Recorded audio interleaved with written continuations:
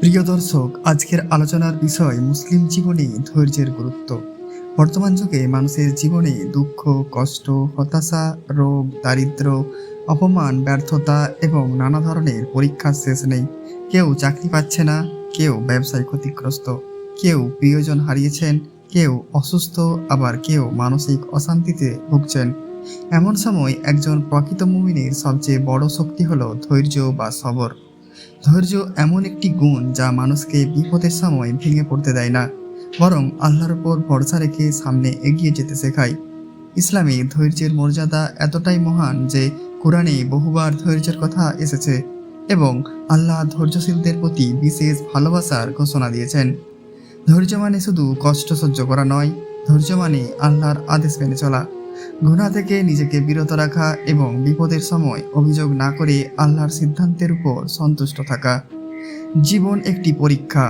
আল্লাহ কখনো সম্পদ দিয়ে পরীক্ষা করেন, কখনো অভাব দিয়ে, কখনো সুস্বাস্থ্য দিয়ে, আবার কখনো অসুস্থতা দিয়ে। কিন্তু প্রতিটি পরীক্ষার মধ্যেই একজন মুমিনের জন্য রয়েছে কল্যাণ, যদি সে ধৈর্য ধারণ করে। অনেক মানুষ সামান্য সমস্যায় হতাশ হয়ে পড়েন। কেউ নামাজ ছেড়ে দেন, কেউ আল্লাহর প্রতি অভিযোগ করেন, কেউ হারাম পথে উপার্জনের চেষ্টা করেন, কেউ কিন্তু একজন প্রকৃত মুসলিম জানেন প্রত্যেক প্রত্যেক কষ্টের পর সহজে রয়েছে এবং আল্লাহ কখনো তার বান্দাকে অন্যায়ভাবে কষ্ট দেন না। ধৈর্য মানুষের ঈমানকে শক্তিশালী করে। যখন একজন বান্দা কঠিন সময়েও বলে, আল্লাহ আমার জন্য যথেষ্ট, তখন তার অন্তরে প্রশান্তি নেমে আসে। ইসলামের ইতিহাসে যত মহান মানুষ ছিলেন, প্রত্যেকেই কঠিন পরীক্ষার সম্মুখীন হয়েছেন। নবীগণ সবচেয়ে বেশি পরীক্ষিত হয়েছেন। তারপর যারা তাদের অনুসরণ করেছেন তারাও পরীক্ষা দিয়েছেন, কিন্তু তারা কখনো আল্লাহর উপর ভরসা হারাননি। আমাদের প্রিয় নবী মুহাম্মদ সাল্লাল্লাহু আলাইহি ওয়াসাল্লামের জীবন ধৈর্যের এক উজ্জ্বল দৃষ্টান্ত।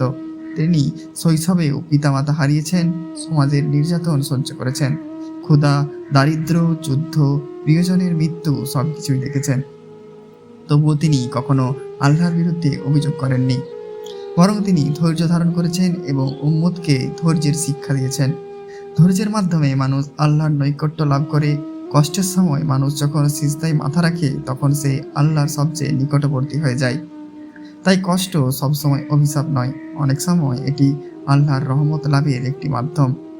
আজ আমরা এমন এক যুগে বাস করছি যেখানে মানুষ তাড়াহুড়ো করতে ভালোবাসে, সবাই দ্রুত সফল হতে চায়, কিন্তু ইসলাম আমাদের শেখায় প্রতিটি ভালো কাজের ফল পেতে সময় লাগে।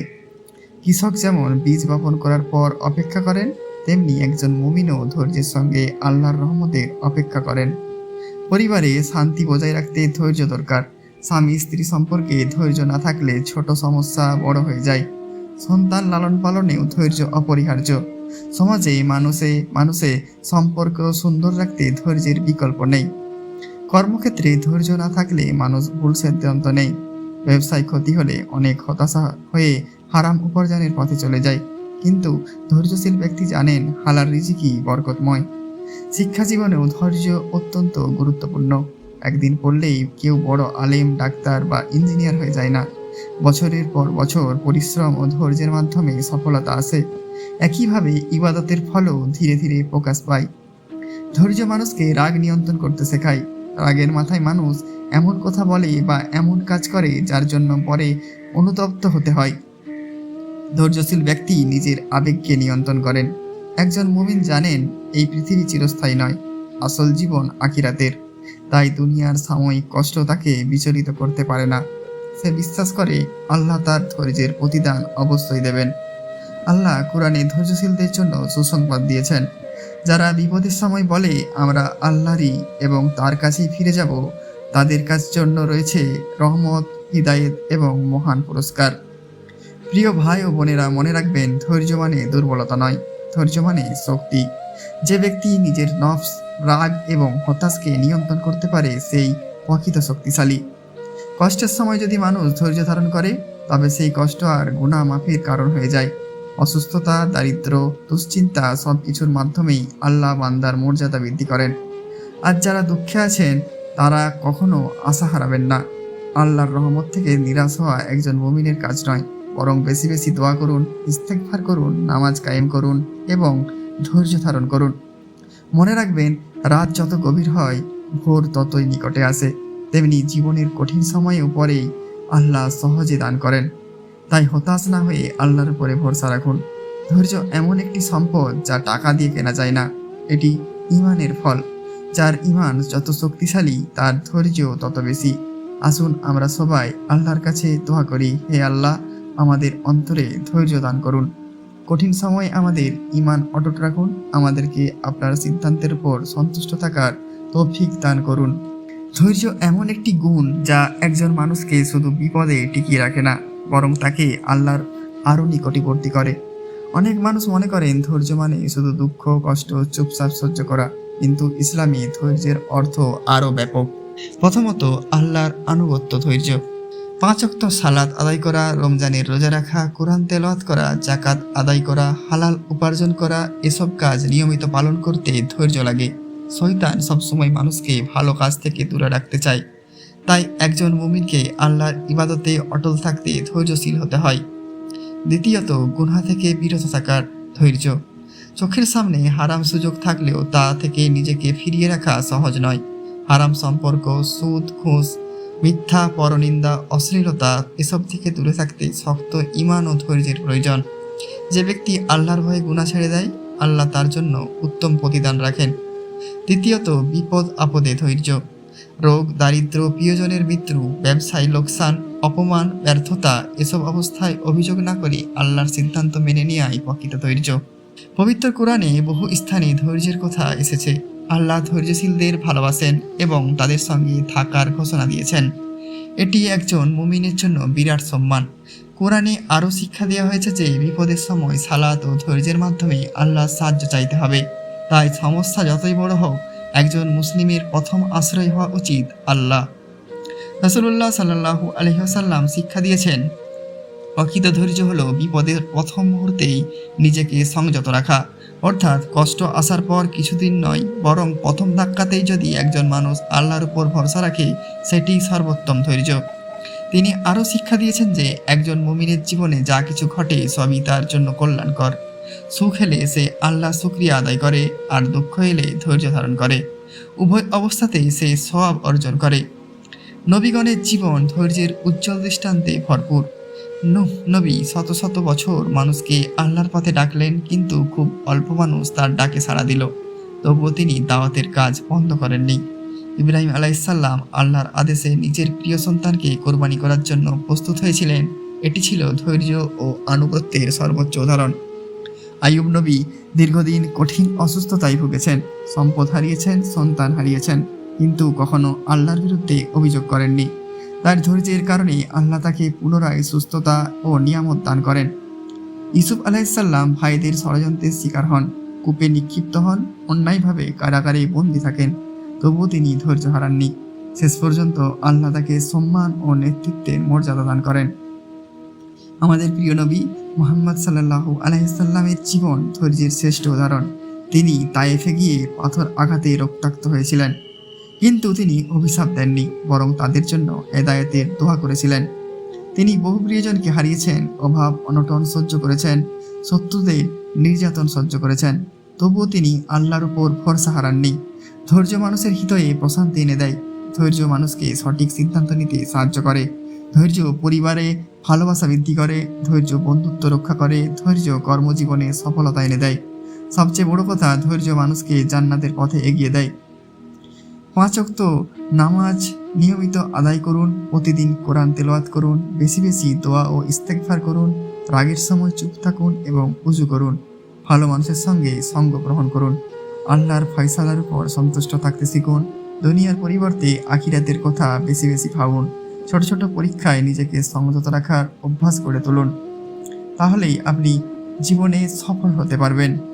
একজন মুসলিমকে অন্যদের থেকে আলাদা করে তার ঈমান, তাকওয়া এবং ধৈর্য। পৃথিবীর মানুষ যখন সামান্য কষ্টেই হতাশ হয়ে পড়ে, তখন একজন মুমিন জানেন আল্লাহ যা করেন তা তার বান্দাদের কল্যাণের জন্যই করেন। হয়তো আমরা সেই কল্যাণ সঙ্গে সঙ্গে বুঝতে পারি না, কিন্তু আল্লাহ সব জানেন। অনেক সময় আমরা কোনো কিছু চাই, কিন্তু তা আমাদের জন্য ক্ষতিকর হতে পারে। আবার এমন কিছু আমাদের জীবনে আছে যা প্রথম কষ্টের মনে হলেও পরে সেটি বড় কল্যাণকর কারণ হয়। তাই একজন মুসলিম সব অবস্থায় আল্লাহর ফায়সালার উপর সন্তুষ্ট থাকার চেষ্টা করেন। একটি সুখী পরিবার গড়তে ধৈর্যের কোনো বিকল্প নেই। স্বামী যদি স্ত্রীর ছোটখাটো ভুল ক্ষমা করতে না পারেন, কিংবা স্ত্রী যদি স্বামীর সামান্য ত্রুটিতে ধৈর্য হারিয়ে ফেলেন, তাহলে সংসারে শান্তি নষ্ট হয়। ইসলাম আমাদের একে অপরের প্রতি সহানুভূতিশীল, ক্ষমাশীল এবং ধৈর্যশীল হতে শিক্ষা দেয়। সন্তানদের লালন পালনেও ধৈর্য অত্যন্ত জরুরি। সন্তান ভুল করতেই পারে। রাগারাগি বা কঠোরতা পরিবর্তে ভালোবাসা, দোয়া এবং সুন্দর উপদেশের মাধ্যমে তাদের সংশোধন করা উচিত। আজ অনেকেই দ্রুত ধনী হতে চান, কিন্তু তাড়াহুড়ো করতে গিয়ে কেউ সুদে জড়িয়ে পড়েন, কেউ ঘুষ নেন, কেউ প্রতারণা করেন। এসব সাময়িক লাভ দিলেও আল্লাহর কাছে তা গ্রহণযোগ্য নয়। যে ব্যক্তি হালাল উপার্জনের জন্য কষ্ট করেন এবং ধৈর্য ধরে অপেক্ষা করেন, আল্লাহ তার রিজিকে বরকত দান করেন। একজন সফল আলেম, শিক্ষক, চিকিৎসক বা প্রকৌশলী একদিনে তৈরি হন না। বছরের পর বছর অধ্যবসায়, পরিশ্রম ও ধৈর্যের ফলেই সফলতা আসে। ঠিক তেমনি ইসলামের জ্ঞান অর্জনে ধৈর্য প্রয়োজন। নিয়মিত কোরআন তেলাওয়াত, হাদিস অধ্যয়ন এবং আমলের মাধ্যমে মানুষ ধীরে ধীরে উন্নত মুমিনে পরিণত হয়। যখন জীবনে বড় কোনো বিপদ আসে, তখন একজন মুসলিমের উচিত 5 ওয়াক্ত সালাত আদায় করা, যত্ন সহকারে আল্লাহর কাছে কান্নাকাটি করা, দোয়া করা, বেশি বেশি ইস্তেগফার করা, হারাম উপায় অবলম্বন না করা, হতাশ না হয়ে আল্লাহর রহমতের আশা রাখা, ধৈর্য ধরে সৎ কাজে চালিয়ে যাওয়া। অনেকেই বলেন, আমি এত দোয়া করি তবুও কবুল হয় না। কিন্তু আল্লাহ কখনো দোয়া অকারণে ফিরিয়ে দেন না।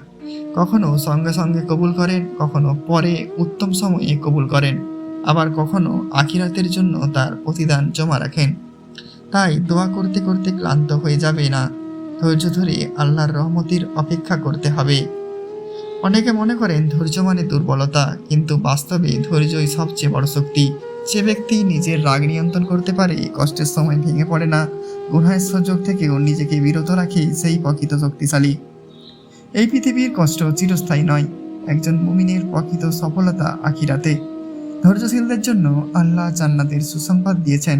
সেখানে থাকবে না কোনো দুঃখ, কষ্ট, রোগ, বার্ধক্য বা মৃত্যু। থাকবে শুধু শান্তি, আনন্দ আর আল্লাহর সন্তুষ্টি।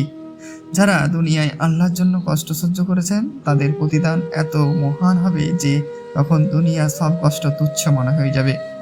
আজ সামাজিক যোগাযোগ মাধ্যমে অন্যের সুখ সাফল্য দেখে অনেকেই নিজের জীবন নিয়ে হতাশে হয়ে পড়েন। কেউ মনে করেন, আমার জীবনেই শুধু সমস্যা। কিন্তু মনে রাখতে হবে, প্রত্যেক মানুষেরই আলাদা পরীক্ষা রয়েছে। কারো পরীক্ষা দারিদ্র, কারো সম্পদ, কারো অসুস্থতা, কারো সুস্বাস্থ্য, কারো সন্তান, কারো নিঃসন্তান হওয়া। তাই অন্যের জীবন দেখে হিংসা না করে নিজের অবস্থায় আল্লাহ শুকরিয়া আদায় করা উচিত। কষ্ট এলে নামাজ ছেড়ে দেবেন না, দুঃখ এলে আল্লাহকে দোষ দেবেন না, রাগের মাথায় সিদ্ধান্ত নেবেন না, হারাম পথে সমস্যার সমাধান খুঁজবেন না। সবসময় আল্লাহর উপর ভরসা রাখুন। ধৈর্য, দোয়া ও তাকওয়াকে জীবনের সঙ্গী বানান। প্রিয় দর্শক, এই পৃথিবী ক্ষণস্থায়ী। আজ যে সুখী, কাল সে পরীক্ষায় পড়তে পারে। আবার আজ যে কষ্টে আছে, কাল আল্লাহ তাআলা তাকে সম্মান ও স্বস্তি দান করতে পারেন। তাই জীবনের প্রতিটা মুহূর্তে ধৈর্যকে আঁকড়ে ধরুন। মনে রাখবেন, আল্লাহ কখনো তার ধৈর্যশীল বান্দাদের পরিশ্রম, কান্না এবং অপেক্ষাকে বৃথা যেতে দেন না। আপনি যদি আজ কঠিন সময়ের মধ্য দিয়ে যাচ্ছেন, তাহলে হতাশ হবেন না। আপনার রব সব দেখছেন, সব জানেন। তিনি আপনার দীর্ঘশ্বাস শুনেছেন। সময় হলে তিনি আপনার জন্য এমন দরজা খুলে দেবেন যা আপনি কল্পনাও করেননি।